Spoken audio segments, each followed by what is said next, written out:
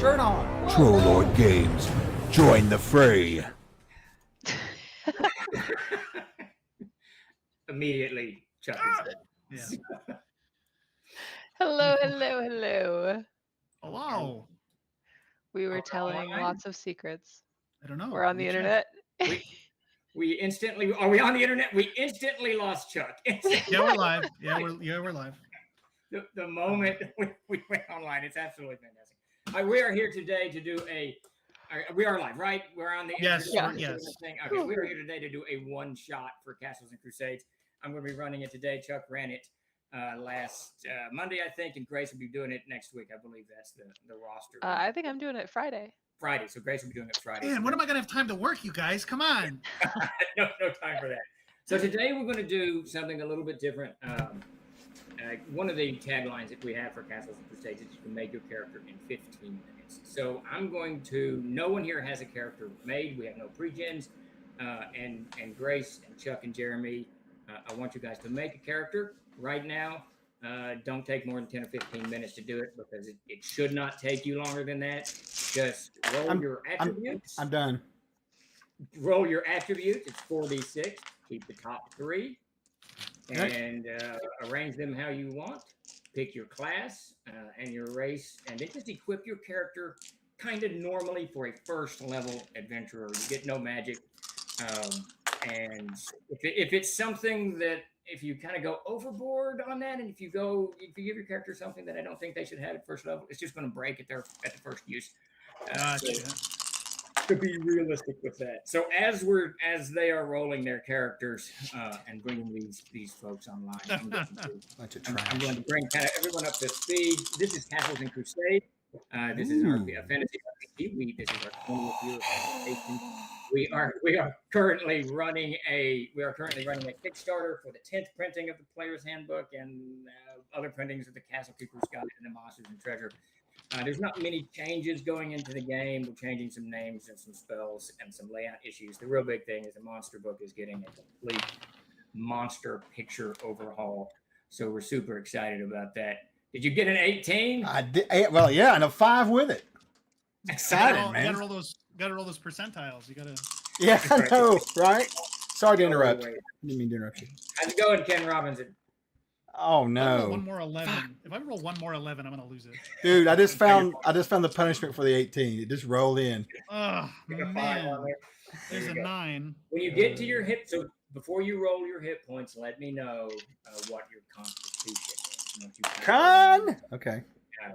Kind of arrange that. So to let people know bless. real quick, because it's not going to take these 3 long to get their characters going. No. There's 2 basic mechanics in Castles and Crusades. There's the combat mechanic, and then there's the siege engine, which is the everything else mechanic. Combat runs like it does in most role-playing games. There's an armor class target level and a target number, and you got to meet that target number. You roll a d20, you add your BTH, which in Castles and Crusades is your bonus to hit, and you get, I think everyone here, unless they're a fighter, is going to have a 0 BTH. Your BTH goes up per your level. Fighter starts at 1, everybody else starts at 0. And then you add your strength to it, or dexterity if you got a missile weapon. That's your basic combat. Monsters, they're going to add their BTH is equal to their hit dice. So an orc with a 2 hit dice is going to have a +2 to its hit. That's your basic combat mechanic. That's what they'll be operating under tonight. The siege engine is very, very simple as well. You've got primary and secondary attributes. You have 6 standard attributes. They are arranged both primary and secondary. If it's a primary attribute, you need a 12 to hit your target number. And if it's a secondary, you need an 18. You're going to add your level. Steven, attribute bonus. Yeah. Sorry. Are we rolling hit points? Do you know what your constitution is? Yes. Okay, so what we're going to do, there is a very obscure rule in the player's handbook that allows you to roll your hit points equal to the number once plus the number of bonus hit points you get, or bonuses you get from your constitution modifier. Your constitution modifier, yes. So you get to roll a number of times plus your constitution modifier. Yes, that's how I should have said And that. pick the highest? Take the highest. Okay. If you don't have a constitution modifier, just roll it once, and what you get is what you get. Well, I rolled a 1, and I rolled That's again, and I got a 2. So God, mighty. So you have a 2. I have 3 hit points. 3 hit points. How many times did you roll? Twice. That's a shitty rule. Take that out of the book now. 1 and a 2. hey, that's not my fault. That's Jeremy's place. Fair. Wait, so the same thing goes for you, Grace, and you, Chuck. Just I'm gonna die real fast. you're just gonna have to be careful, Jeremy. Or hope I'm a you're- barbarian. Could you repeat what the thing is? All right, So so you- what is your constitution? 13. So that gives you a +1. So you can roll your hit points twice and keep the highest number. Okay. I believe that's a +1. Pretty sure that's a +1. What is the score? 13. That is just enough to get a +1. All right, so I hate to ask you to repeat all that again. I was writing down just when you said that just then. But What's your Go con on, mod? Chuck. What do you got? my con mod, I used that 18 on there. What? Hold up. So Grace has 7 hit points. All right, or 6. She said, Chuck, you got an 18 con. Yeah.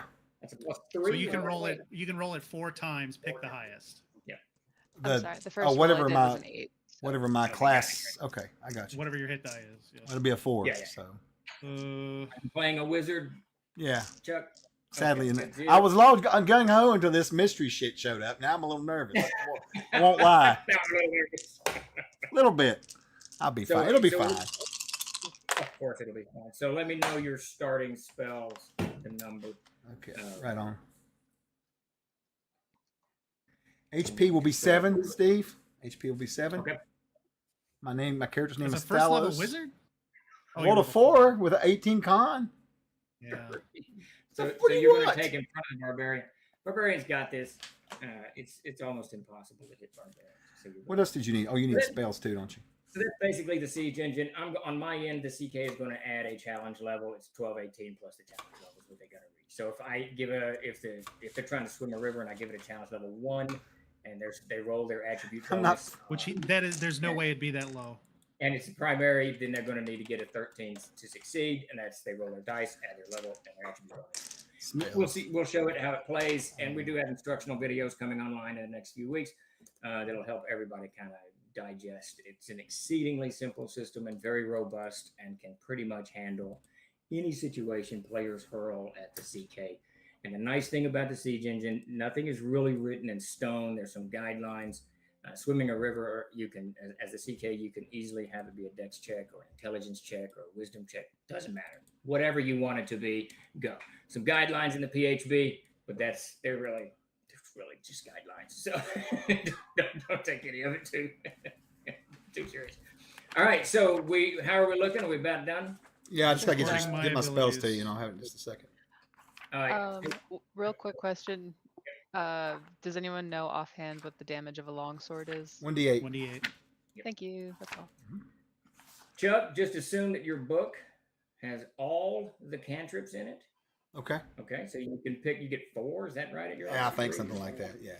Something like that. I can't remember what it is. So you can pick your cantrips from that. This is definitely, you are in the Darkenfold, currently at Ends Meet. Shocked. So, What else is new? so Is it raining? it not yet. Depends on The how creeks are fast gonna everyone rise. moves. We could so quickly turn this into a roast of you so bad. It's like, and chat could join us easily. I could write a parody scenario in about a day. You know, It'd I be started to move fantastic. this into a New Mexico-esque desert. I'm like, nah. That's what you were going with. I knew That'd it. be I that knew would've been it. Interesting. No, I've been reading a lot of Louis L'Amour lately, so I got a lot of desert imagery on my mind. Hondo's a great book. Bake, don't be encouraging him. We don't need a river. No. +2 versus. I'm digging All into right. Louis L'Amour. All right, so that's CNC in a Oh. nutshell. 3. We're going to run a short session here.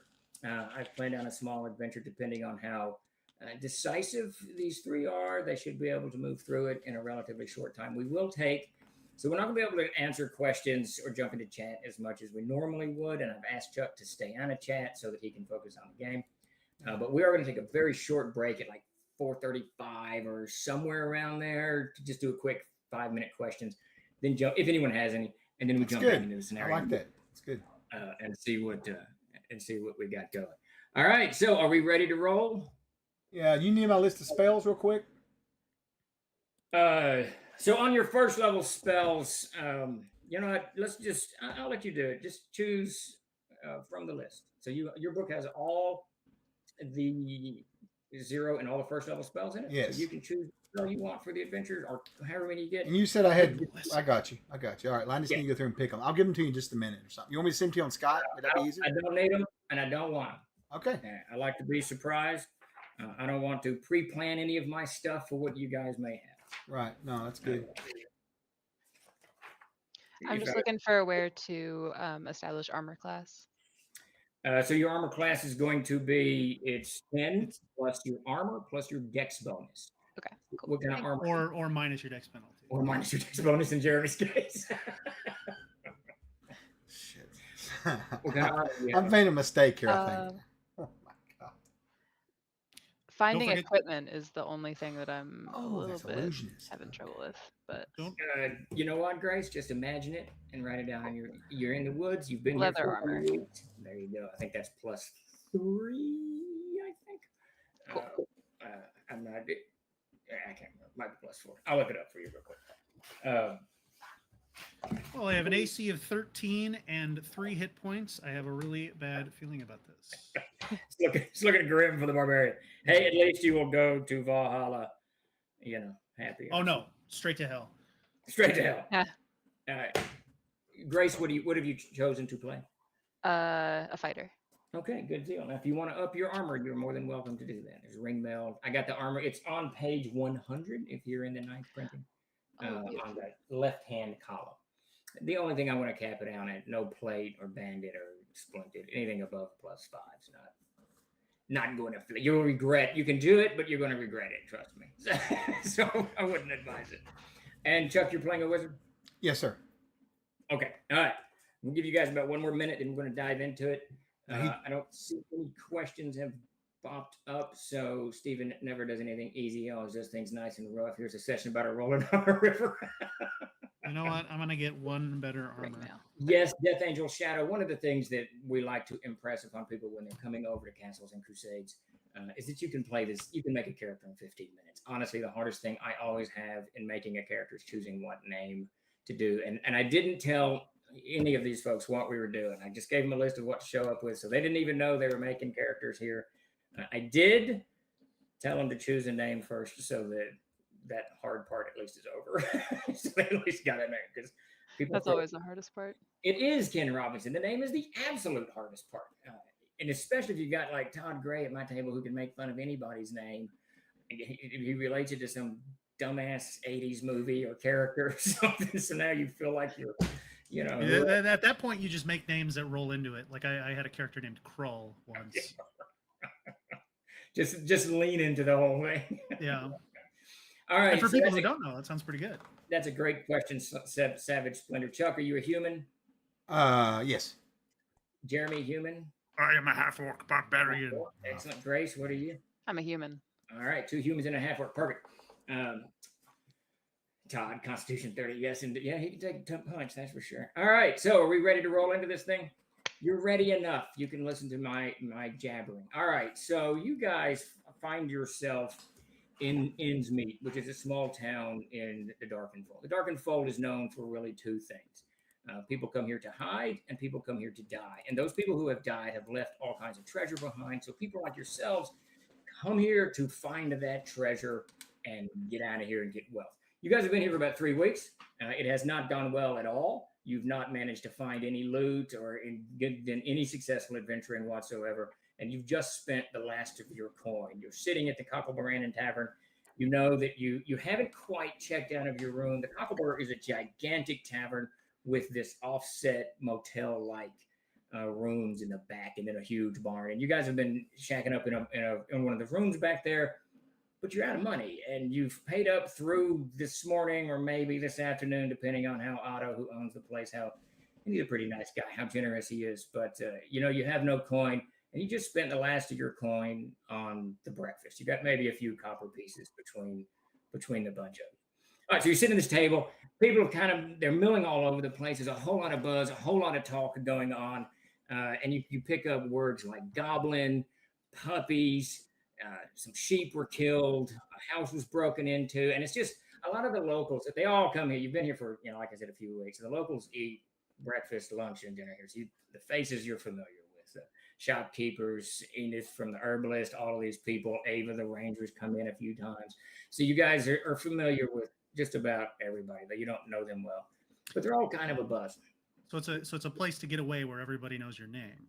Exactly. It's Cheers all over again. nice reference there. It is a man named Otto. His wife was with him. She passed a year or so ago. And he and his wife are retired adventurers. He's got a huge two-handed sword hanging over the bar.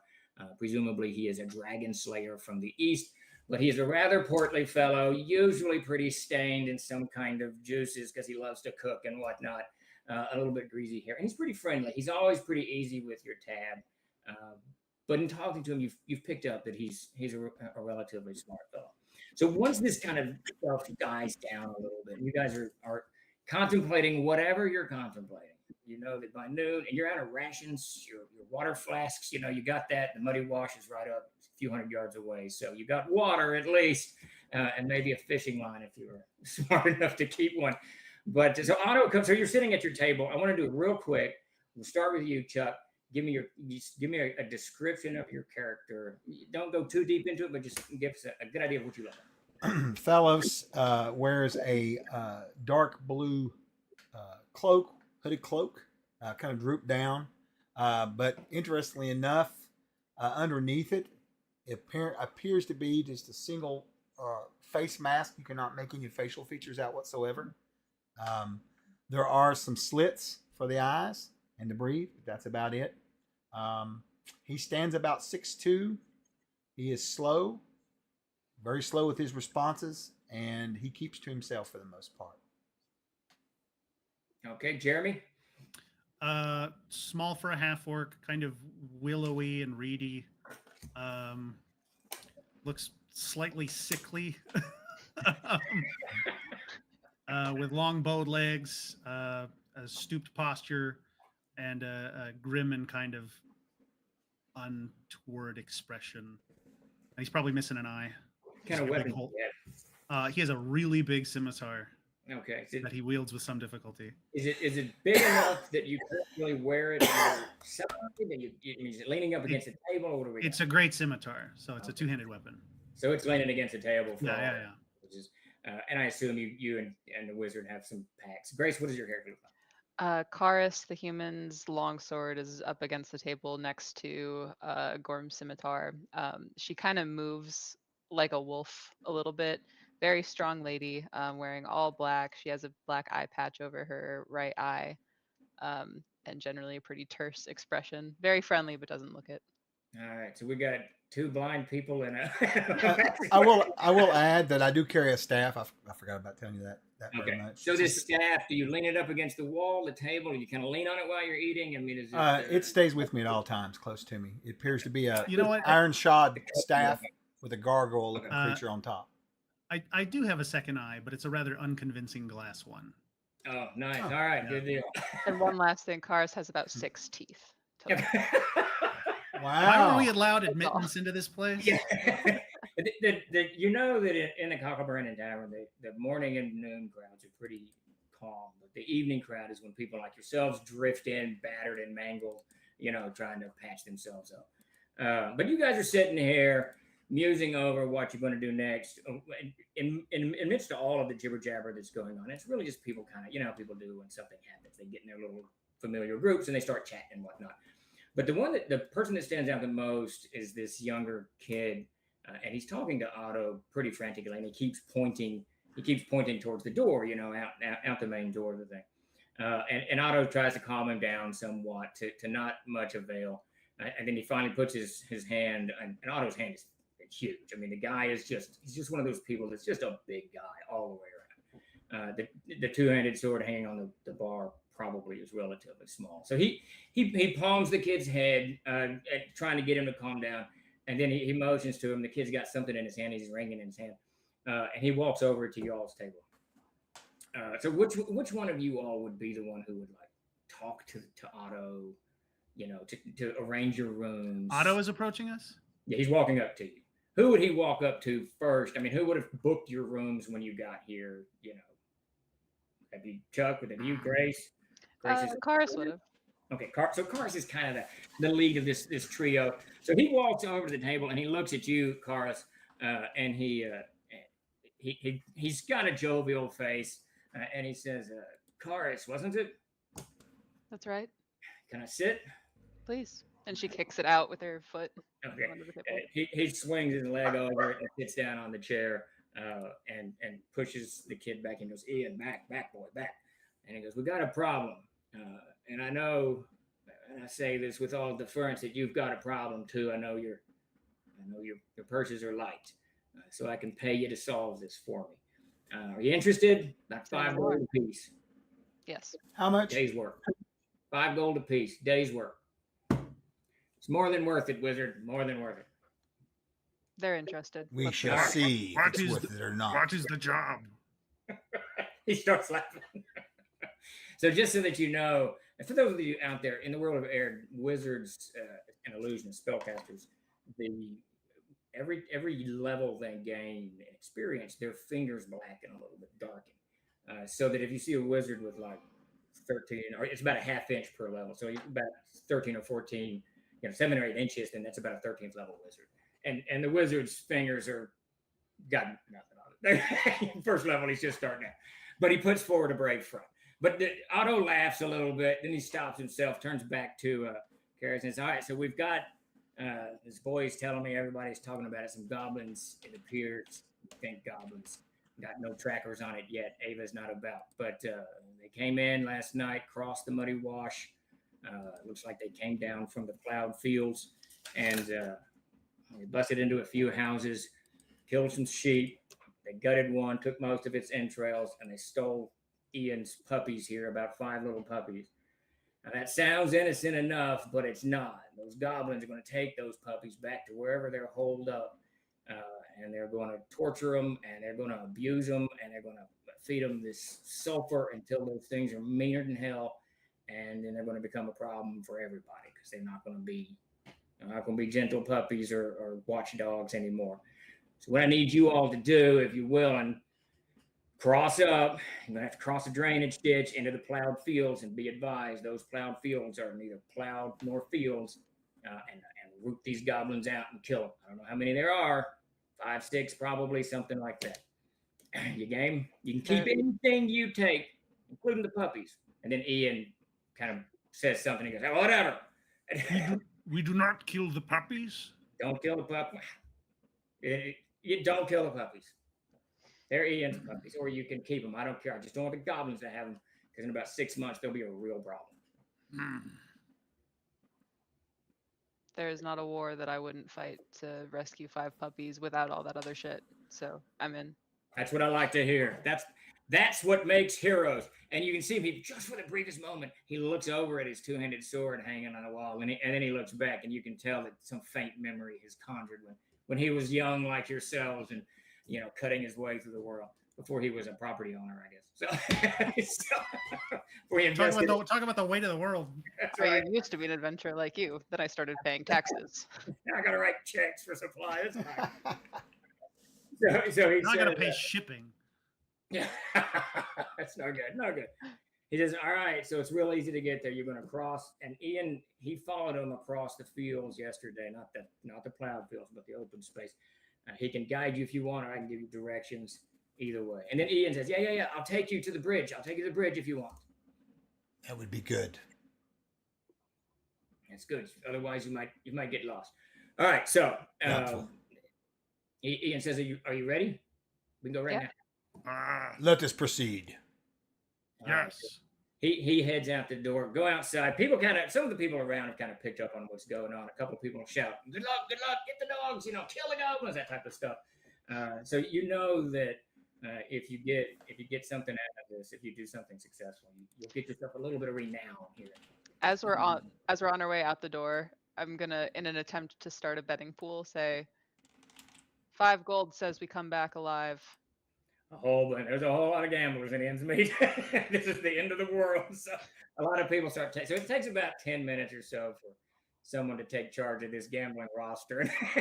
Sure. The plan is to just say it, plant the seed, and then leave. Okay, so you don't even wait to see how it plays out. All right, excellent. All right, so you guys head out into the clearing. Ian leads you across the clearing and then across the bridge that goes over the Muddy Wash. The Muddy Wash is a creek that's about maybe 12, 15 feet wide. It runs pretty slow, pretty sluggish creek. And as he's crossing over, Ian says, he points to this woods in front of you, and the wood looks to be a little bit, not old growth, but not new growth. And he says, this is easy to get through. When you get through this, we're going to come to what's called the drainage ditch. Some old timers, I don't know who, tried to dig a canal, didn't work.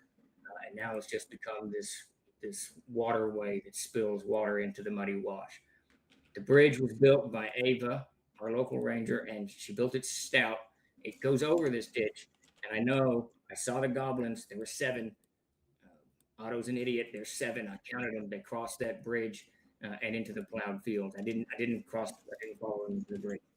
I would get killed. But they're definitely across and in the plowed field somewhere. Any questions? What should we expect from the plowed fields?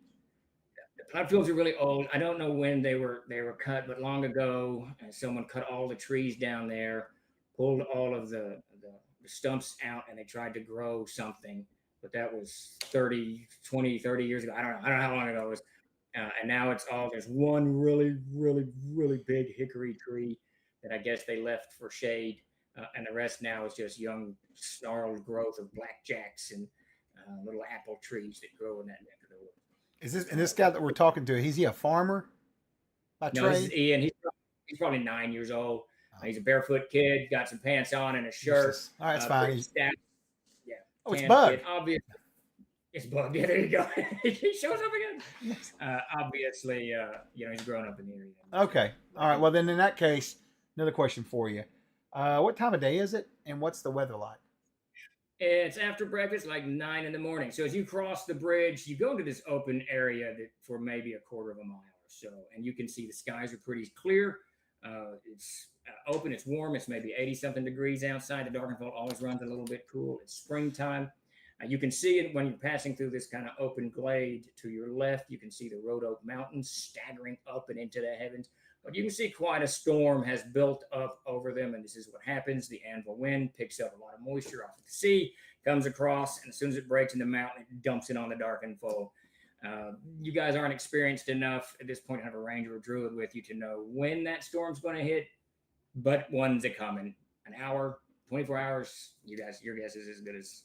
I'm sure we can figure something out. You'll know it when it starts raining, right? That's the way it is. Or when Are we combat at the starts. bridge? So you will be in just a moment. So you pass through this open glade and into these woods, and then maybe another about 2 hours later through this wood. And you can tell Ian gets a little bit turned around at some point, but somewhere just before noon, 11 or something. And at this point, you're in the woods. So you get patches of blue every now and again. But what you really see is just the canopy of the woods above you, mostly oak and some maple scattered throughout here.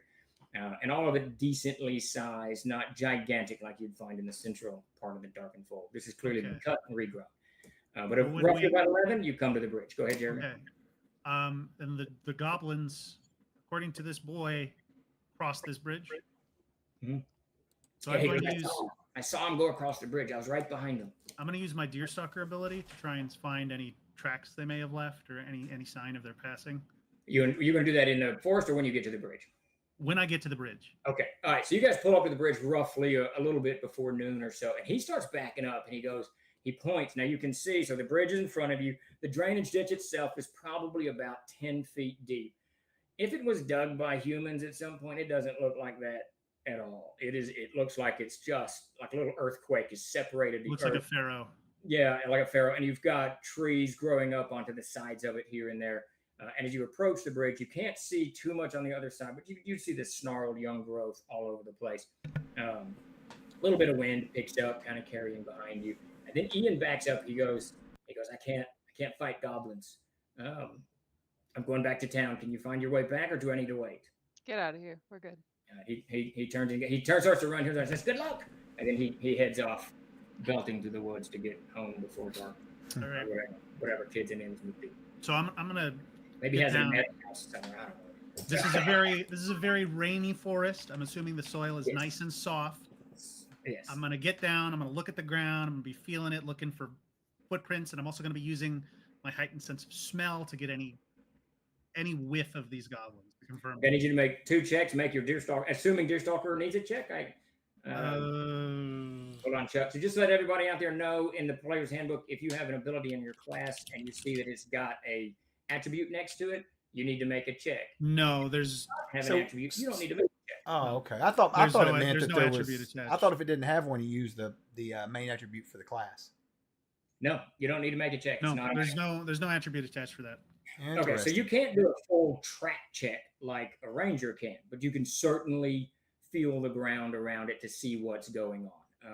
You can read it real quick, but I don't think you get a full track check like the ranger's gonna be able to determine all kinds of stuff. But it doesn't take you very long to notice a few things.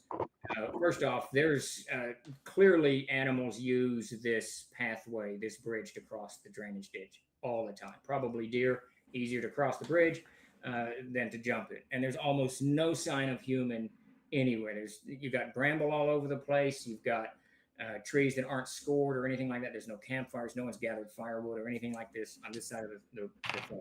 But you can also tell that the ground is very loamy here. The grass is very moist, and the ground itself is moist.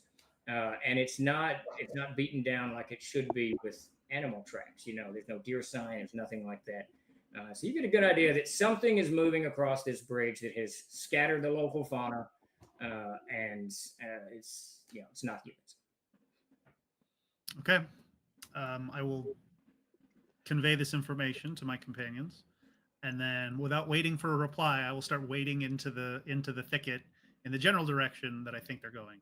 You just cross the bridge. Yeah. Okay.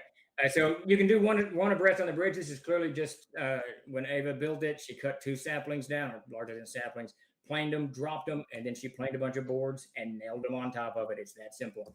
If any part of the embankment slides, the bridge goes down, it probably has, and she's moved it. But it seems pretty sturdy. Now this goes without saying. If I notice anything that's obviously wrong with it, I will stop. Yeah. But no, it seems pretty sturdy. The ground seems good and stout underneath it. You know what I'm gonna do? Wait, I messed up. You told me you did a smell to it. Yeah. Give me that smell check. I think that's a wisdom check. Is that what that is? 14 wisdom, but it's not prime. You smell something definitely cooking, and it smells like apples. Do goblins eat apples? You are new on your journey. before I cross the bridge, I'm gonna do one of these and look under it. Okay, give me a spot check. All right, while he's doing that, Chuck, what are you doing? Is there a large rock nearby? Nope. Well, then I'm just going to sit down on the ground and wait. It's an 11. On the safe side of the bridge, is that right? Yeah, I'm waiting. No, I'm not going anywhere until Meat Shield goes across. Yeah. No. Now to be clear, I'm not looking for anything specific. Yeah. I'm just looking to see that there's not a bunch of Something- monsters under the bridge waiting to jump out. Patrol under the bridge, right? Yeah. All right, so I'm giving you Grace. What are you doing while he's taking you around? Cars would have probably gone across the bridge beside Gorm and is kind of like, doesn't have anything special to do it, but is like sniffing the air and looking for threats and looking for like smoke trails in the distance, that type of thing. I don't Okay, think so has he crossed yet? I didn't think he crossed yet. Yeah, he's crossed onto the bridge. He's just onto the bridge, looking on it. Karis walks right by him, kind of stops. So you see Karis in the drainage ditch itself. There's a little bit of trickle of water. It doesn't take a rocket scientist to recognize debris along the sides of this thing, so it normally runs deeper than that. What's your intelligence? Intelligence is 10. Okay, so that's pretty good intelligence. You're looking at it, and then it just kind of draws your attention upstream, and you can see maybe 100 feet up this ditch, this makeshift dam has been built. All kinds of just sticks, logs, mud, rock, all kinds of crap. Give me a spot check. Has been jammed into this thing, so a spot check is going to be a wisdom check. So roll a d20, add your level and your wisdom bonus to it. And there's a lot of brackish water kind of had built up behind this thing. The dam's about 8 feet tall. Wait, like half salt water? No, it's not salt water. Okay. That's a 9 total. Okay, It is prime. Okay. Well, so I didn't notice there's a dam just like No, underneath the you're left? just you can only see it from the middle of the bridge, and you're still kind of Okay. checking underneath and around. How deep just is about this? How deep is this gorge? It's about 12 feet. Oh, Really okay. rough, though. It's going to be 14 to 10, depending Yeah. on where you are. All right. Just Well, to if I let don't- everybody know what we did there for that check for Grace. She has a prime, which means her base to succeed is 12. She had a CL1 on that to see what I wanted her to see if she saw what was up there. And that means she needed to get a 13. She did not get a 13. She got a 9. So, so she did not make it. Well, That's your attribute check in it. Thing. not spotting any obvious dangers, I'm just going to finish crossing the bridge and wade into the bramble. You see Kara standing there looking up, and you didn't spy the dam as well. Yeah, Karis calls it out if nothing else. Yeah. And so give me a spot check, Jeremy. Chuck, your comrades are leaving you behind. Yeah, well, I mean, they're gonna go with him. I thought he was up there expecting it. I thought we were waiting. 9. I'll follow. Yeah, you're all right. You flip the bridge while they're in the ditch there, Chuck, and run. No, I'll just proceed right behind them. I'm not going to. I mean, they're the fighters. I'm not going to wander off from them. You see them both kind of stop on the edge of the bridge and look up the drainage ditch. Do you stop running, or do you care? What do you do? Well, I Give me will an glance idea in what the direction. I'd like to try a spot check too, I suppose. Yeah. Give me a spot check. And just as a quick note, in my games, in around when you're doing something, you can talk. Talking is not an action, so you can talk and swing, talk and look, whatever. So got a 17. Is that wisdom? Yeah. Wisdom. Yeah. So when you look up, these two have kind of stopped. They're starting to move on, and when you look up, you can see there's with the logs, rocks, and sticks and mud that's jammed in there. You can see some other implements too. Part of a wheelbarrow is sticking out. Definitely looks like maybe some hide, worked leather hide. Might be leather armor. Might be something else. So some other debris. So I'm going to inform the group, and I'm going to tell them that looks as if it's been made on purpose, not natural. Beavers. I would think not beavers. Oh, beavers do that. I don't think beavers use. Have you seen them use leather working in wheelbarrows? No. Have you seen them not do that? No. He has a point. And I just continue across the bridge. The wizard is sad. I will whisper to Karis. Watch carefully. I will. Should I knock it loose? I think if we knock it loose, we will probably get some results. There's a reason why I'm now this has wading been built. through the thickets. There's a greater Yes, distance between us. The barbarian It's continuously growing. all right, so the barbarian moves on. You two are talking on the bridge. It's perfectly fine. Just real quick, Jeremy, as you go on the other side of the bridge, you can see definitely the first thing that stands out is this gigantic hickory tree off to your right, about maybe 300 feet, give or take. And a lot of the brush here has been kind of chopped away and gathered up. So something's been hauling the deadfall off. And Yeah. I make a mental note that this is more cultivated than the kid indicated it would be. Yeah, and then on the other side, just maybe 30 feet from the bridge, and Chuck and Karis, I don't have to re-describe this. There's this small drainage ditch that is very recently cut into the earth, and there's a little bit of water trickling in. Sorry, say that again. There's a small drainage ditch, maybe 6 inches deep, something like that, and a little bit of water is trickling through. Steve, I'm gonna follow that. I'm assuming that we're not going to let him disappear. We're going to follow behind him. So I do have a question. Is that oak out in the field or on the edge of the field, cleaned around? So the hickory is on the edge of the field. It's growing right onto the edge of the drainage ditch. So imagine that the drainage ditch is going like this and then kind of curves, and you've crossed here. The hickory is down here just where the curve begins, right on the edge. On the other side of it, on the other side of the ditch. Well, on your side that you're on now. Yeah. Okay. The non-ends, the eastern side. Your intelligence tells you there's no check required that its root system's got to be sticking out and into that drainage ditch, something fierce not holding on to anything. So falling is definitely in that tree. If we were to mess with the dam, that water would come down through here. Absolutely. Okay.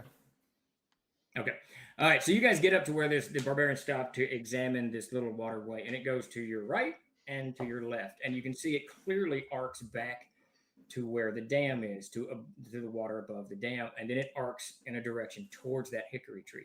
And you can see that along this little shallow ditch, these flat stones have been set one on top of the other all the way. It was a lot of work that went into making this little And it goes into the ravine. well, you can't see exactly where it goes into. It goes towards the hickory tree. It kind of arcs back to your right And towards the ravine. that's upstream or downstream? That would be downstream. I'm gonna follow it downstream.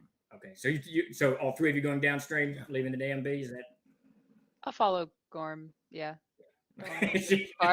She is doubtful whether she's going to follow. All right, so let's stop right there before we dive into the next of it, just for a quick 2-minute. Are there any questions that anyone has out there? We'll fill them real quick. Throw them up into the chat, and we will tackle them. Half an hour to cross a bridge. Is that a record for surviving a river and ground? Yes, indeed. Yeah, we only have 19 minutes left, so let's. Yes, keep in mind the first 10 minutes was actually making Yeah. the characters out. 10, 12 minutes on that. But yeah, it's the it's the whole thing. It's the way these role playing games. Is there muck in the river? There's no river here, but there is a lot of mud in the bottom because it clearly ran at some point. Collect some sap from the hickory tree. That would probably do pretty good. All right. Yeah, you have gotten past the troll. All right, so you begin to follow this canal, whatever, aqueduct, whatever you want to call it, and down and around. And it arcs up. It gets to within about 30 feet of the hickory, and then dips into the water and dips into the ground and vanishes. And you can see someone has built this nice little curve of rock around it, and then it just vanishes about 30, 40 feet from the hickory tree. And that hickory tree is absolutely monstrous. Everybody make a wisdom check, except Jeremy, I want you to make a scent check. Ooh. I failed. How'd you do, Grace? I got a 16 total, and it is prime. You Chuck, what'd you get? 17 prime. Both Chuck, you and Karis, you smell what the barbarian did earlier. You can smell this. It smells like fried apples. It smells like someone's cooking. It's just hanging in the air. If this was a longer game, I would suspect healed, but no, so we're good. Okay, I look at her. Is it stronger than it was before? You don't smell. You've lost the scent of it. Someone else asked the question. Well, they didn't smell it before. So. No, but I will mention it.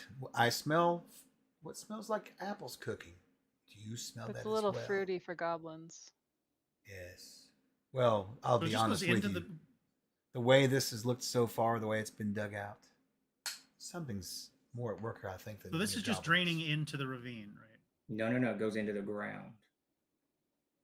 It goes into the ground in a small hole about yay big, maybe 6 inches wide, and there's rocks set around it, and it just trickling down and into this ravine, about 30 feet from the hickory.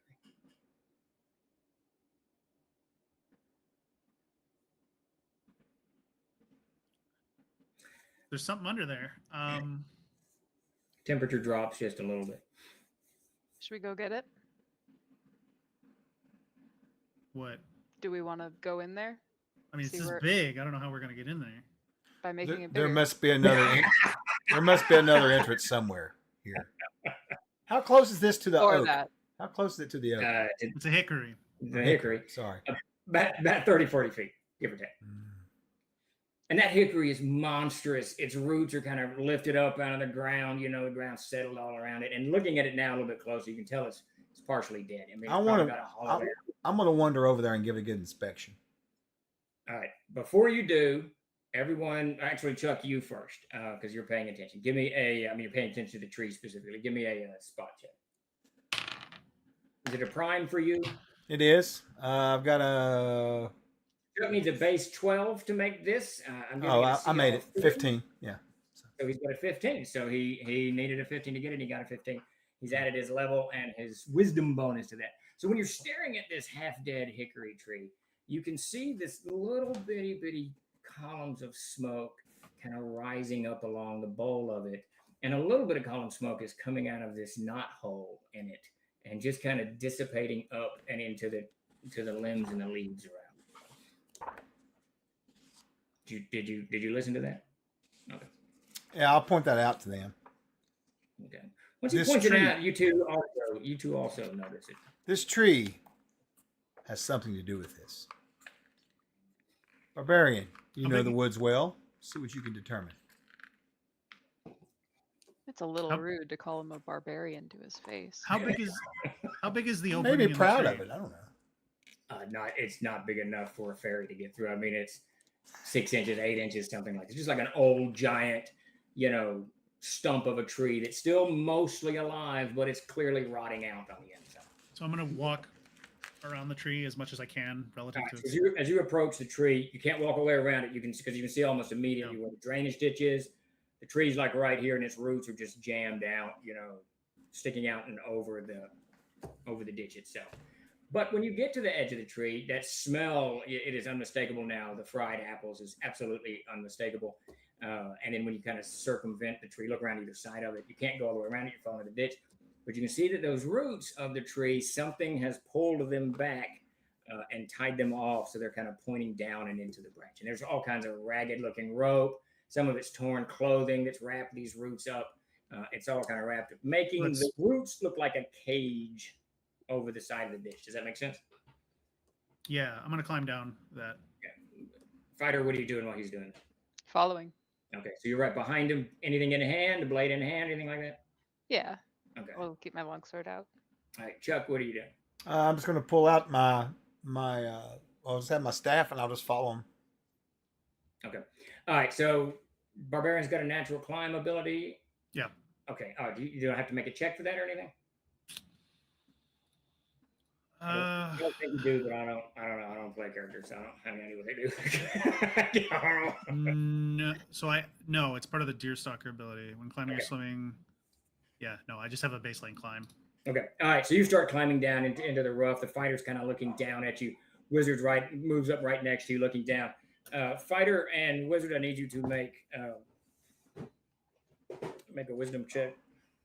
It's kind of rude. That's Actually, a natural 1. Actually, I want you to make a primary attribute check. Doesn't matter, Grace. You failed it anyways.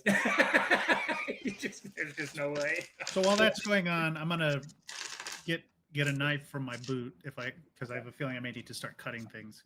Okay. Yeah. I mean, if you're gonna, yeah. All right. So you're kind of hanging down into this rough. Grace, I assume are you standing there? Are you going to try to follow him? Are you looking down? What are you doing? I'm following. I'm just going wherever. Okay, now he's climbing down the side of this drainage ditch, just to be clear. Can I stow my weapon and climb down? Absolutely, but you're going to have to make a climb check because you have no natural climb abilities. So I'll give that a try. You've been rolling so well. Except for my natural 1. All right. So you kind of turn around and lower yourself down. Give me a dexterity check on that. That it is. Is it a prime? It is a prime. I don't think it'll matter though. That's a 4 total. Good lord. All right. So This dice is going away. The fighter I've gone through 4. The fighter gets above you, Barbarian, and she grabs a hole. She picked the wrong route. It snaps. She kind of slides and falls and slips through the mud and down and into the bottom of the drainage ditch. So she's about 12 feet below you in less than just a few seconds. Grace, you're covered in mud. It pushes. What kind of armor do you have on? Ringmail. Ringmail. It pushes up underneath the ringmail somewhat. It's stuck. It's just mud everywhere, sticks and all kinds of crap. And now you're down at the bottom of the drainage ditch. Chuck, what are you doing while all this is going on? I'm watching and waiting. All right. What did you get on your spot check? For me? Oh, I didn't know I had another one to roll. I'm sorry. Oh, yeah. Give me a spot check. I've got 11, 12 prime. All right, then. So what is your armor class without dexterity or armor? Me? You got no armor. Yes, you. 18. It'd be 10. Yeah, I guess that's true. Yes, it would absolutely be 10 because he's got absolutely nothing. It No would dex or be- armor. That's 10. You want? What do you want to know again exactly? What's your exact question? Your armor class is 10. What's your touch? He wants to know your touch AC. Do you have a spell cast on Yes, you? I do. Now, wait a minute. Now, so we're going to play some old school Steve here. And this, or I'll let the crowd decide. If you didn't tell me you cast this spell, then you never cast Well, I offered to give you my spells earlier, and you were like, "I don't need to know any of that." So I said, "Okay, whatever.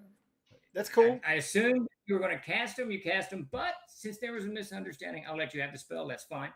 Well, we can in let the Chad old- pick. I don't care, but whatever. Go ahead. All right. What do we got? Did he cast? What are we going to cast? Mage armor or arcane armor? I assume. Arcane armor is what I cast. What's mage armor? All right. Did pre-class spells have gone off? I said you still need to say it. You cast it. Phantom is. You got 2 for. I don't want to.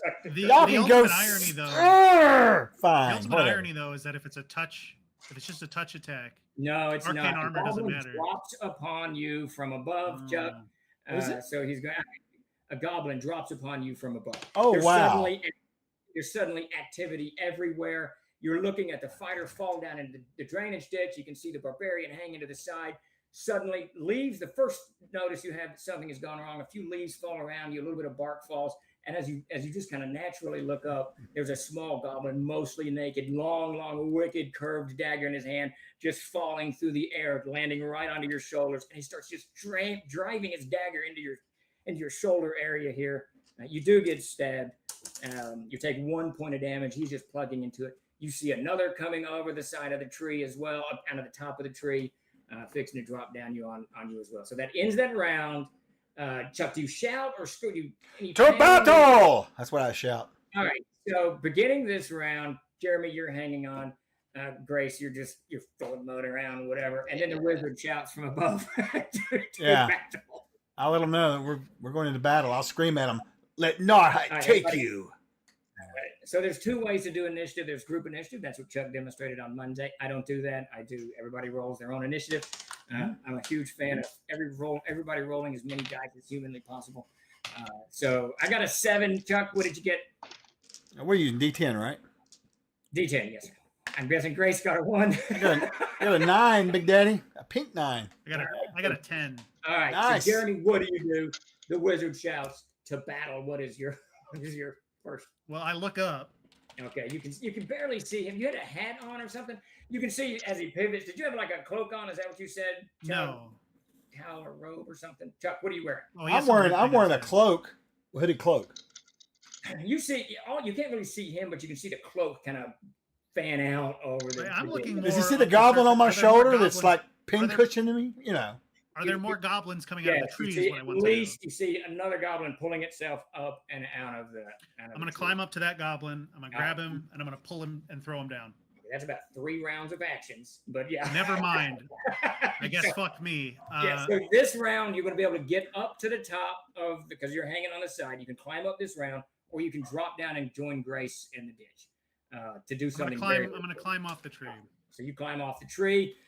Chuck, you're next. Give me an initiative. You have 1 goblin clinging to you. First thing I want you to do, if you want, let me ask you this: what is your reaction to this goblin clinging to your shoulder and side of your head? I'm going to take my staff and knock him off. All right, so give me an initiative. Yeah, it was a. Oh, you got. Sorry, you got to drop on me. Swing. That's a +5 staff, just so you know. All right. I rolled. Let's see. So this would be a strength attack. Okay, I add that to it. Add that to it. Add that to it. Okay, 5.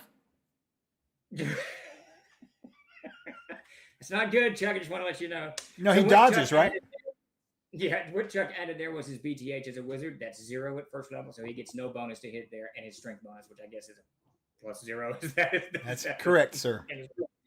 So Chuck's got 2 goblins on him, and the one still clinging to him. I'm going to make him make a dex check. It's not easy to cling on to anybody. If he fails it, he falls to the ground and doesn't get stabbed. If he falls, so you even in your swinging, you dislodge that goblin. He falls to the ground. But the second goblin leaps upon you. He lands right in front of you. He's got some kind of small warhammer, and he's just slamming you in the chest and the waist as he goes down. He hits you pretty good. You take 3 points of damage from that, Chuck. Now you've got 2 goblins on you, and you see a third coming out. But you see Jeremy pulling himself up. All right, Grace, you have not acted this round. You can hear some ruckus above. You got 12 feet of muddy wall. I do. Man, I could wait down here and have them throw them to me. That's interesting. Yeah, I'm gonna yell that. Kick them down here. I'm ready. All right, that's I'll good. have my longsword out, and I'm gonna just wait to attack any goblins that fall down into the ravine. All right, you can actually hear at this point once ruckus breaks out, and Grace, you and Jeremy can hear it. Chuck, you cannot, but you can hear those puppies yipping like crazy, and it's coming from inside the muddy wall behind that wedge, cage-like root system. All right, end round. Beginning next round, Jeremy, you have pulled yourself up at the end of this round. So beginning of this round, you're standing kind of in front of Chuck. Just to give you a quick rehab, there's 1 clinging or in front of Chuck, one right behind him, and a third one coming out of the top of the tree. And you see a fourth one. All right. You see a fourth one running up the bank, back towards the bridge. All right. Okay. All right. So everybody give me an initiative. Roll singly as Jeremy tries to decipher what is going on. Chuck with you. I got a 9. 8. 8. Chuck, what's your initiative? 6. All right. So the two goblins are going to swing at you. The third one actually pivots itself to Jeremy. Lovely. Grace, you're still just going to wait to see if anyone comes down to you. I'll wait for one round, and if nothing happens, then I'll. Okay. She Actually, got a 3 in. She got a 3 initiative, by the way. I want you to give me a spot check, actually. So it's a wisdom check. All right, so Chuck, I'm swinging at you. Do you have a dexterity on your character there? I do. What is your armor class now? Armor class would be an 11. That's not a lot better. You get hit hard in the knee. You take 2 points of damage from that. Now you can act, Jeremy. We'll get to you in just a second, Jeremy. Or wait a minute, Jeremy. You're going to help the wizard or fight the goblin leaping at you?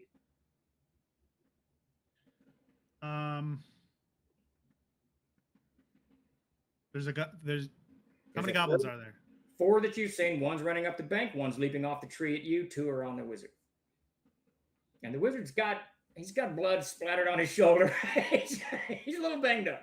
I'm gonna ignore the one running at me. Because there's one occupied with right in front of you. with Yeah. Chuck. I'm just gonna grab him by the belt, the scruff of the neck, and throw him Okay. into the pit. I've already taken my action this round, so give me a dex check on that. You're just grabbing the guy, and hurling him to the fighter, Ooh. batter up. Nice move. Yeah, that's good. 18 prime. Oh, Or yeah, 18 non-prime. Excuse me. You grab the hammer wielding goblin and just hurl him over the thing.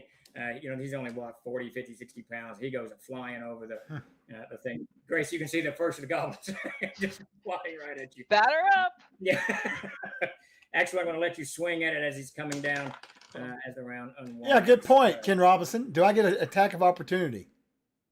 I don't even know what that is, so I have no So idea what attack. in CNC, anything that moves out of your threat range of 5 foot, I think it is, then you get it. Anything that moves out of your reach. Swung this round, Chuck? You have Sorry? Doesn't matter. Have you swung this round? Yeah, this is something you only get one, but you can have up to one free. I don't think. Do we have that in set castles? I don't think. Yes, we do. Do we? Okay, yeah. No, we're not doing any of that. So you can swing at whatever you want. You can swing at the goblin in front Sounds of you. inconvenient to me. So You no. can swing at the goblin in front of you, Chuck, or you can swing at the goblin who's still stabbing you. Whichever, the one as he's grabbing it, you can swing at it. Absolutely. No. Is this going to be my action? But you haven't taken an action this round, so what do? Are you swinging? I'm or casting. casting? I'm casting arcane armor on myself and moving. Actually, okay. Are we doing rules as written? I guess we are. So Yeah, conveniently. Okay, so this round you cast arcane armor. Great. So now you've got your armor up. That's what you're doing. I did skip Chuck. He won. He lost initiative, but he should have swung anyways. So my one guy swings at you. That's out. Grace, first I need from you the spot check. That was a 16 prime. Okay, you clearly see a goblin running up the bank towards the bridge as fast as he can go. So he'll move like 20 feet this round, and the next round he'll be moving about 60 feet around. So it's going to take him. Have a bow. All right, but even as your brain is kind of cognating that, you can see you hear the barbarian shout, and this goblin is flying through the air at you. You can go ahead and swing at him as he's plummeting into the ditch. And as I swing, another on the bridge. Ooh, okay, that's good. 17 plus 2, so that's 19 to hit. Oh, yeah, you cleave into the goblin. What are these guys? 1d8 of damage plus 1. 6 points of damage. As he comes down, you slice off one of his hands into his rib cage, kill him instantly. He crashes into the mud next to you. Goblin splattering everywhere. That ends that round. Beginning next round, Chuck, you've got armor up, 1 goblin on you. Jeremy, you've got 1 goblin on you. And you can see another goblin coming out of the top of this tree here. So let's begin initiatives. We kind of broken up everybody into 3 rounds. So, Chuck, I'm going to do you first. I assume you're just going to fight the goblin that you're fighting. So, well, I got a question for you because I'm a little out of sorts about where we're at. I've got a goblin in front of me. The barbarian. So you got. Let's base everything on the hickory tree. This is the hickory tree, right? Yeah. Okay. Drainage ditch is right here. Yep. Grace is down in here. Jeremy is right on the edge of that ditch, right next to the tree, with one goblin coming out, one goblin on right in front of him. You are about 3 or 4 feet from where Jeremy is, with a goblin behind you, though I assume you were pivoting, to face Receive him. Yeah, to receive him. So you're like 4 feet from Jeremy. Area 20 Okay, feet from that's Grace. fine. That's fine. That's actually So- exactly what I envisioned. That's so rare. So I'm casting a spell. All right. What I do, Jeremy? Go ahead. Go ahead, Chuck. What are you doing? What'd you get initiative? Sorry, Yeah, What- settle my what initiative initiative was first. a 5. Sorry. All right, so I'm going to swing at you, and then you're going to tell me what you do. If I hit you and you're casting a spell, you're going to have to make an intelligence check to see whether you lost it or not. I did not. So it swings. Clearly your arcane armor blocked its blade. So what do you do? I'm going to cast shock. Okay, it's a touch attack. Is that right? I believe it is. Yes. All right, give me a touch attack. So touch attack is just he's got to roll 11 or above. It's unmodified. Rolled a damn 18. God, my. But it's not modified. It's not modified by armor. If they have dexterity, it's modified. I don't think Monsters don't have dexterity. And he doesn't add anything to it. It's just unmodified, right? Yeah. I don't think he adds strength or anything. But you got it. You got the touch attack. 8 points. He's dead. You absolutely electrocute that guy.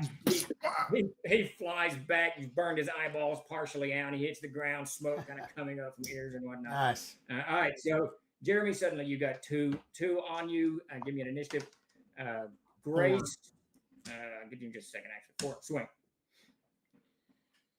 I get to go. Yep, absolutely. I'm gonna grab the next one and throw him in. All right, give me And another. I'm using my primeval instinct, so I get +4 to all my physical checks. All right, so there you go. Give me a strength check or dex check on that. Hurl another one. I did not anticipate that this was very cool. Do you know what my AC, Steve? Do you know what my AC is right now with the spell? Can I make it a strength check instead of dexterity? I'm grabbing and pulling them. Sure, I'll let you do that. That's fine. Okay, in that case, it's an 18 prime. You grab the other one and just hurl him. So Grace, there's 2 things going on. Chuck, I'll get to you in just a second. There's 2 things going on. This goblin flying through the air at you. Clearly, you cut it down. This is a Well, goblin death the- machine. You see earth come out from behind that cage-like root system that's hanging over the side of the ditch. Just a whole bunch of earth comes out, and that puppy noise gets really, really loud. All right. All right. So you're going to leap to do something on that, or are you just going to swing at this flying goblin? Is it reasonable for me to infer that like the puppies are inside, like are buried in this? It's what it seems like. I think what it is the bowl of the tree is hollow, and there's some kind of sort of tunnel in there. Hold on, Jeremy. You can't, unless you can shout that down there. Like my thought is that the puppies are behind the thing that's moving. Yeah, that's what you think. So you got the wall of the drainage Okay. ditch here. You got the hickory. See the doctor. It's not me. It's the Dr. Pepperkin. You got the hickory tree here, and the roots kind of spill out over, and dirt's just fall. A lot of dirt's just falling out, and the more dirt falls, the louder the puppies get. Okay. Well, I don't want the puppies down here with goblins, so I'll take care of the goblin first. I'm gonna Okay, start all with the right, goblin. swing away. This is a first. I gotta tell you, throwing goblins at someone in the ditch. I've never CK'd this What? before. Even if they weren't in there, I'd be throwing them head first so that they drown in the mud. Yeah, that's great. Would you get Grace? That's a 19 plus Yeah, stuff. you cleave into another one. Ooh, another 5 for 6 points of damage. Mm, You could, that goblin dies and squeals you're batting 1,000 here. as it hits the ground. Jeremy, the one on you, the last one on you, as you hurl that one, it takes kind of this wild swing at you and just starts running. I mean, he's just going to clear out. So No, he's not. yeah, well, he's got to run by Chuck first because Chuck's standing Yeah. right there. So, and you don't see any more coming out of the brace of the tree. So, beginning next round, Chuck, what is your armor class now? You have cast 13. armor. All right, so you got a 13 AC. Yeah. All right, so quick recap. Chuck, Hickory, right to your right. You're facing Jeremy. Jeremy, you're facing kind of in every which direction as you hurl goblins all over this. The one goblin that was trying to stab him is running right past you, and he's clearly ducking and dodging. You can swing, spell, whatever. So- because I'm not. Here's my situation. Jeremy, Who's hold close? on, Chuck. Real quick. Jeremy, Oh. You can swing to. Oh, I Yeah, can? go ahead. Is there anything close to him? To the goblin? Yeah, anyone Any of my party members. Jeremy, you all are like 5 feet within. But is 5 it in feet. front of us? So you're facing the hickory tree, and the goblin is running between you and the hickory tree, and Jeremy is like. So he will be. So 4 he's feet he's to running your in left. front of us, is what you're saying. Yeah. If you got a cone, you're going to hit Jeremy. If it's straight on, you don't have to hit him. Or you can wait around because the goblin's clearly running, and then you can throw it in the other direction. You know? I'm gonna cast magic missile. You mean Magi's missile? Oh, Magi's In the- missile. My bad. All right. Give me some damage. I don't think there's no save or roll. I think it's just No, it's it's an auto hit. it's a D4 plus 1, right? 1d4 plus 1. Yep. Yeah. 3, 1, 4. 4 points. All right. He topples to the ground. You hit him with a bolt on the side. He tumbles over dead. That's right, Frost John. All right. Next round, Jeremy, he topples to the ground. You haven't acted this round. What do you do? Are there any more goblins in the tree? You hear noise in the tree. You can hear the puppies from below. And Grace, are you shouting anything? Or are you just killing in silence? Yeah, I'm calling out things as I notice them. Okay. If I whip around and look across the thing, kind of in the direction of the bridge, do I still see that goblin running? Yep, you see him running pell-mell up towards that bridge. Give me an intelligence Steve, can I drink a critical potion? check. Are you pretty wounded, Chuck? Oh, I'm wounded, all right. You have no potions. But I did bring bandages, so I'm gonna put some of those on. If you bandage within like what 3 rounds, you can heal a hit point back. Yeah, so I'm gonna 13 bandage up. non-prime. Okay, you start bandaging up. What'd you get? 13 non-prime. So you're actually you see it. No, you can see him running up the bank. That's all you got. So I'm gonna ditch this dagger. I'm gonna pull out my light crossbow. And I'm gonna try and nail him. Okay. All right. Chuck, give me a Yes. primary attribute check. You heal. Chuck, you heal 1 point. If you made your primary attribute check against a CL2, you heal another one. What's the CL out of curiosity? Oh shit! I rolled a 20. What? Yeah. So you heal 2. What did I? Yeah, but I Okay, wasted so on. you- I didn't waste I it. rolled a 20 to hit. Okay. I'm gonna let you keep that, but this round because you had blade in hand, or you didn't have anything in hand, you're pulling your crossbow. I'm just pulling it out. Yeah. Loading. Next round, I'll let you keep the 20. Okay. So Grace, you see all this dirt comes tumbling down, and you see a goblin just leap out from this kind of dirt, muddy wall of this ditch, and he grabs a hold of one of the roots.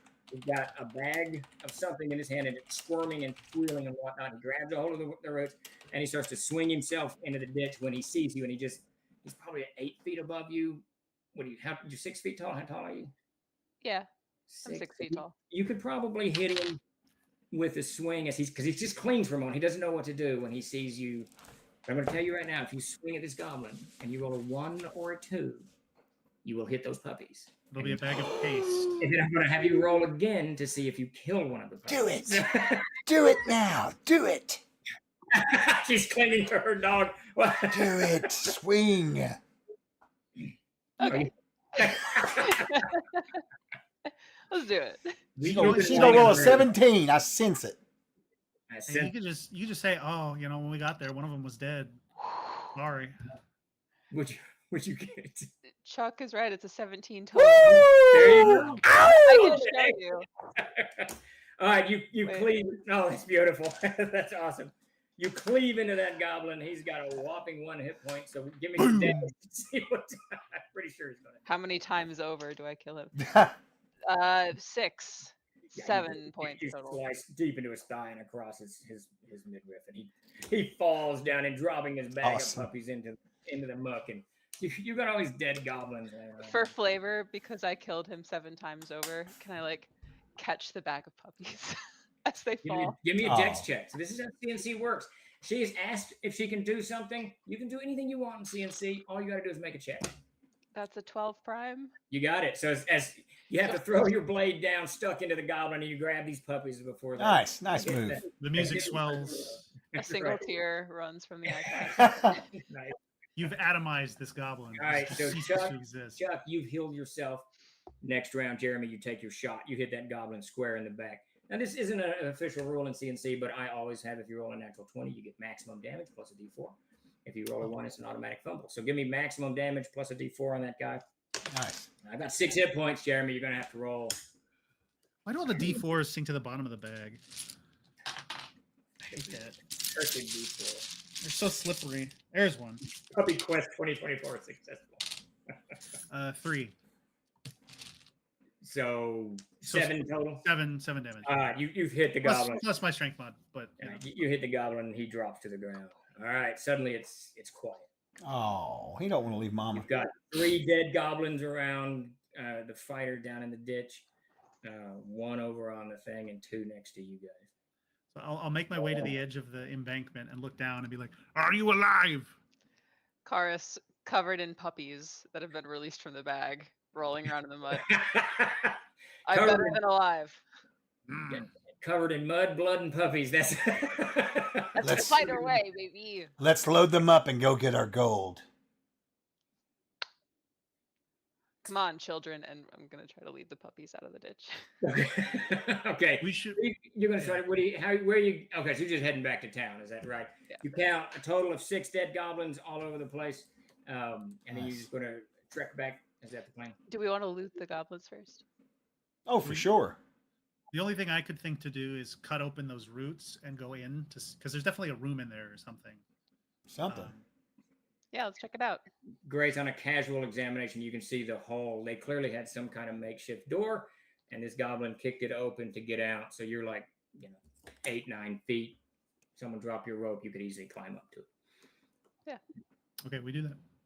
All right, so you scramble up this rope, pull yourself up over the ledge, and you see this goblin looking at you square in the face.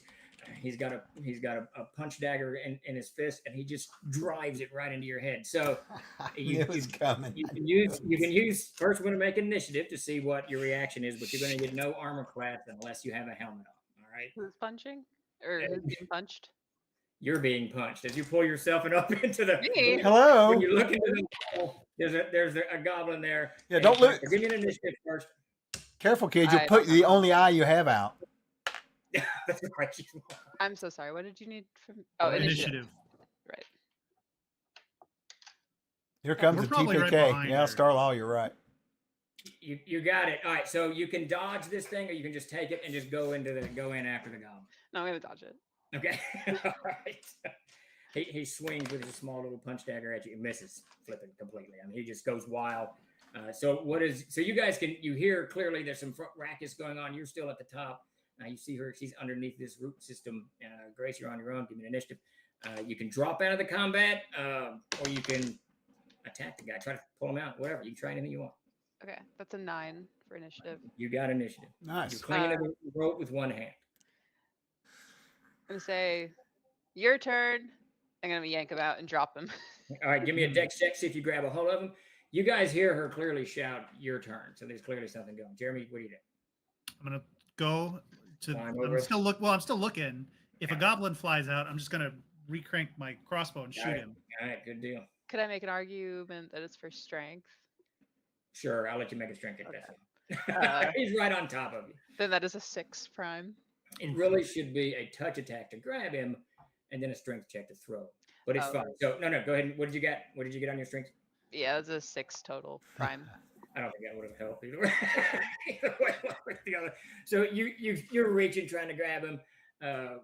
Fighter or barbarian, you got your crossbow ready. Wizard, you haven't acted. There's some fracas going on. Who's gonna? So can I fire? I throw a dagger into that hole, or shoot a spell into You the have hole. to be down in the ditch. She's underneath the roots, hanging on the side of the ditch. She's Yeah. basically underground right now. Oh, You can leap down in there, or you can climb up the tree. Got an area effect spell. no, I don't have an area of spec spell. What I will do is, He's I first guess I'll level. just, yeah, first level. So there's no AOE spells. But, I use my sphere of obliteration and Yeah. send it into the ground. All right, So great. Well, I'm we'll gonna just- use this round to bandage up even more. Okay, Grace, give me an initiative. That's another 10. God damn. Boom. Swing, grab this goblin and what is it? Pull for the for the barbarian. Pull.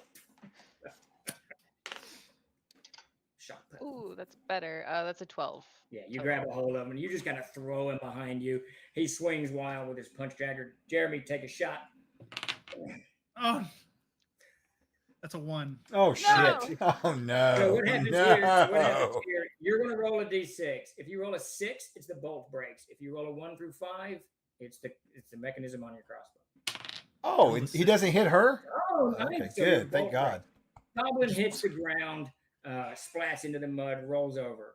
So you're going to get 2 shots, Jeremy, or Grayson. You can drop and chase him before he's just gone because he's running down that drainage pit trying to get out. All right, Grace, do you just go on into the hole? I will leap down and try to land on top of him with Right. both of my boots. Just go ahead and make it that this is going to be a dex check. You're going to try to land on him as he's getting to his feet. Makes sense. Oh, it was almost a 20. What'd you get? 12, 13. You slam into him and knock him into the mud. Jeremy, you shoot him. I get 2. You said I get 2 This shots. is the correct? first shot. First shot was a 2, so I did All not right, hit that him. bumps into the mud. Yeah. He's scrambling to his feet, trying to get out from under you, Grace. You're just going to swing at him. I'm gonna throw a dagger at him. Yeah. Okay. If it looks like anyone else wants the kill, I will simply So here's the way stand on him. Here's the mechanics of the way I do it. So if you swing, Grace, it's a +5 because he's prone. Jeremy, if you shoot, and Chuck, if you throw a dagger, if you roll a 1 or 2, you have a chance of hitting Grace. You're going to roll again, and if you hit her armor class, then you strike her for damage. Fair enough.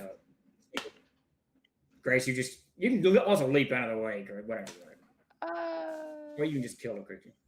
I see him winding up to throw a dagger, and I will tiptoe to the creature's head so as to hopefully be a little bit out of the splash. Oh, I see. I was like, what? Okay. That goblin rolls over and he's scrabbling to his feet, trying to run, then dagger in a bolt. What do we got? 13. So 13 hits, doesn't it? No, it doesn't. You need a 15 to hit the little guy. Are you I kidding rolled me? I rolled Sorry. another natural 20. He's dead. He's It dead. was a total Move on. of 12, it was a total of 12 damage. Yeah, he's dead. All right, you fucking No. square in the back. He dies with his comrades. In all, you guys plunder 12 gold pieces and 5 puppies from this. We from just this murdered battle. 6 men for 12 points. They're goblins, not men. Well, okay, Right. yeah, We're at the end of the world here. that's true. All right, so that's it. You guys go back to town. You're celebrated as heroes. Do you keep one of the puppies, or are you going to give them all back to you? Don't take the puppies. From What's the little breed? kids. What's the Yeah. breed? What's the breed? It's some kind of shepherd dog. So some Great kind of big Great ass- Pyrenees, maybe? Yeah, sure. I don't know my dog. All right, I'll take one. No, you can't take the puppies from a. Hey, you taking puppies from a 9-year-old?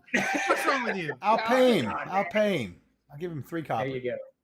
Did we win anything from the bet after once I get there? Oh yeah, the You were in on bet. that. Well, did you mark your name down? I thought you left. No. As I was leaving, I said 5 gold says we come back. I bet Oh. against us.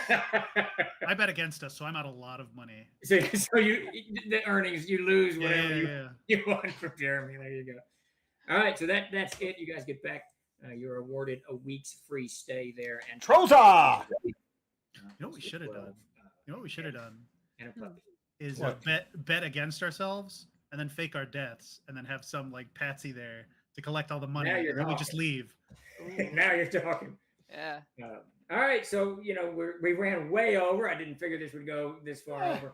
Only 20 minutes. That's not It's so not bad. Not really, because That's we pretty had to make good. characters. That took 15.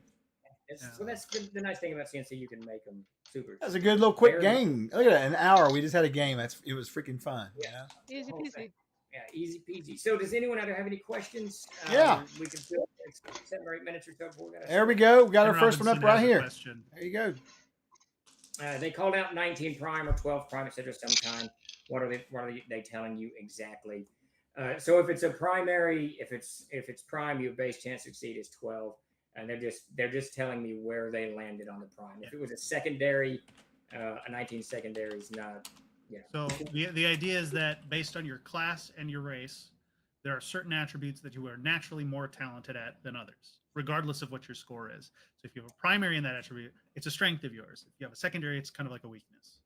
Yeah, I just know when they say prime, I know whether to just put the challenge base at 12 or 18. That's right. If Chuck does something and says, 14 secondary, then I know the base chance to succeed is 18. I'm going to add my challenge. Whatever base. modifiers. and- you and- have. And I want to clear up any confusion. Secondary / non-prime is the same thing. It's the same thing. There's a couple of those ways people word it in our community. That's just kind of how it's unfolded. Yeah, I was given the cheat sheet method a few years back, where you just add the 6 and blah, blah, blah. We won't go into all that, but Mac told me to quit doing that because that's not the way he wrote the game. So, so I quit doing it. So. But yes, Grace has just posted a great video explaining that, and we'll get more of those instructional videos up. All right. Well, I think that's it, guys. It was a fantastic game. That was was fun. really cool. Thank you for running it. That was Oh, really fun. we got You guys giveaways. I went forgot into about them. Oh yeah, do the giveaways. I do have to bow out, Chuck. I'm gonna let you do all of that. Is that good? Yeah, that's fine. Whatever. We'll be back. What is today? So tomorrow we'll be back at 4:30 Central doing our weekly gathering of staff. Hopefully some of these wonderful folk will be with me on here, and we'll take all your questions, shoot the shit, hang out, do some good giveaways, and just celebrate gaming. You know. Excellent. Thanks again. Thanks everybody for showing up, and thanks you guys. And nobody died. And for those of you who do not know, we are currently running a Kickstarter. Well, if they're watching chat, yeah. they should know. But yeah, it's in there. Or you never know, somebody could have wandered in. No, that's We're running a Kickstarter for the latest, the OGL, the Sans OGL version of Castles and Crusades. It's live right now, so if you want to check it out. Yeah, maybe we should keep running this and with these same characters later, because I'm curious if Jeremy can survive with 3 hit points. I had a gnome with 3 hit points that made it to 2nd level. I've heard the stories. Yeah. That's awesome. All right, so I'm going to close out this giveaway here. We're going to close these out. And again, if you've entered and you were watching from another platform, Take it easy, on here, everybody. that's fine. Yeah, thanks, Steve. Just Very good. a link will pop up. Go to Discord, He's and you can hungry. find Obsidian Risk, and he's one of our moderators, community team members over there. And he's the keeper of the codes, and he'll take care of you. You just got to tag him or ask somebody. We'll get you to him. So let's do these real quick. We're going to pull these out. These are for $10 off any PDF purchase at the store. All right. Next up is Savage Splendor. All right, Savage, there you go. Congrats. You know what the deal is on that. Next up is Torlock. Torlock Hey. Torlock knows better. Torlock gets pulled. No. Torlock gets stuff already, so he just likes to win. So you're a winner today, Torlock, Frank. All right, next up's going to be Ooh, first name. the Real Long Shot. Hey, what's up there, Real Long Shot? Good to see you back. Yeah, Obsidian's he does great. He helps with a lot of things. He's a part of the EW team for organized play. Next up is Manfred von Beck. And then lastly, but not least, is Ray Tales. All right, guys, just join the Discord if you haven't already. Hit up Scott over there. He may be watching. I'm not sure, but he'll get you taken care of within 24 hours. He's real good about that. I want to thank everybody for coming out. Yes, we won as well as they won. We all won today. So I'm pretty thrilled about that. We actually survived Steve's mystery game. We didn't know, granted, y'all He were went here pretty early. easy on us. Yeah, he went pretty easy. I have to say, he was pretty good about it. Pretty good. There was no water in the river, so I think that's the main reason. No, we Right? survived. Now, Right? What? if we had spent I can guarantee you, if we spent the whole combat in that muddy ravine, people would have been suffocating to death. Oh yeah. had I the was waiting feeling. for rain. Rain's a sure sign he's going to kill you. Yeah. I was just waiting for it, but he didn't. Though he thought about it. He was wanting to punch Grace in the face anyways and take her out. Nice try. Right? All right. I guess with that, guys, we're going to get out of here. We appreciate you for hanging out with us. And like I said, we'll be back tomorrow afternoon at 4:30. We appreciate all the support you guys have been giving us over the years. And of course, with the Kickstarter, we're very excited about this new immersive direction we're taking with the game. Again, rules have not changed. We're just changing how we present things. And I think that people find that a little bit better to table for immersing your players and just enjoying the story, right? That's what we're after anyways. That's what we want. There's plenty of D&D clones out there. We want it to be something special. And on that note, we're out of here. You guys have a good afternoon, good evening. Appreciate you.